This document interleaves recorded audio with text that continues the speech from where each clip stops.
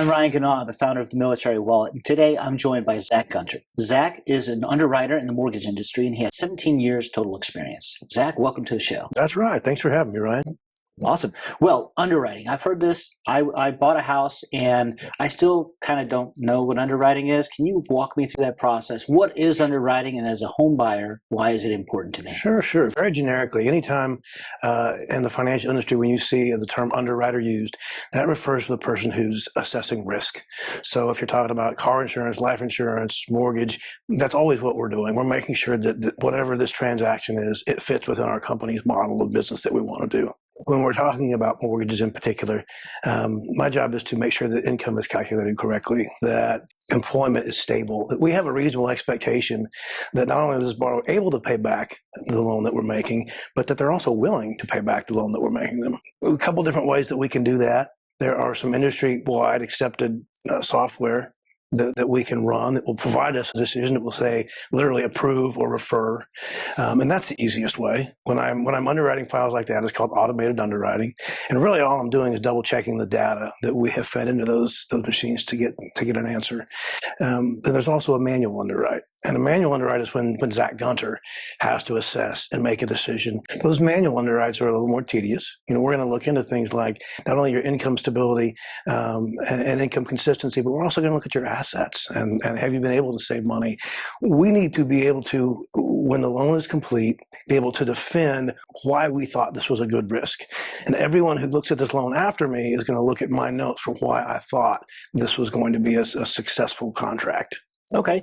So as I'm understanding this, in our previous conversation that we had with Angie, we talked a little bit about the pre-approval process. So when I'm going out to buy a house, I first get pre-approved for a loan. The lender will say, hey, we're going to pre-approve you for this amount. And then I go talk to the seller, and we're like, yes, let's do this. So it sounds like the underwriting process is the next step where we're pre-approved. Now we come to the agreement with the seller, and now the lender's saying, now we're going to go examine all the documentation, make sure you can do it. And that's the process we're at right now. That's exactly right. And, sometimes you hear veterans get frustrated that their loan officer is asking for so much at a pre-approval stage. That's the wrong way to look at it. They're looking after your best interest when they're asking for all those things to make sure there aren't surprises later in the underwriting process. So Okay. That's a sign of a good loan officer. Yeah, so it sounds like the more legwork we do up front, the easier it is for your job, but also it's going to be the easier it is for the buyer as Correct. well. Perfect. Now, the underwriting process. Now, if I use a VA loan, it's not the VA who's doing the underwriting, though. It's the lender that's actually doing the underwriting. Is that correct? Very rarely is the VA actually going to see your loan ahead of time. There are certain loans, like joint loans, that VA requires prior approval. But no, the vast majority of the time, the VA is not going to examine your loan. I think the last time I checked, they're only auditing between 5 and 7% of our loans right now. Okay. Now, let's say I come to an agreement with the seller. I've already been pre-approved for the amount of the purchase price, and now it comes to your desk. How long, on average, I understand every situation will be slightly different, but how long does an average underwriting process take? And we'll start with that, but then we'll look at maybe what are some of the curveballs that people might see. Well, you talk about active duty. That's a real common scenario.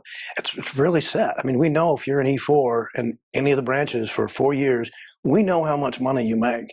So an initial underwrite, which is the first time it comes to me, if I've got a fairly complete file, nothing seriously going on, we're talking 30 minutes for me to go through that, make a decision, and follow up with the loan team with some conditions that I need, some questions I need answered. After the initial underwrite, when these get resubmitted for us to look at again, you're talking anywhere from 10 to 20 minutes for us to wrap these up.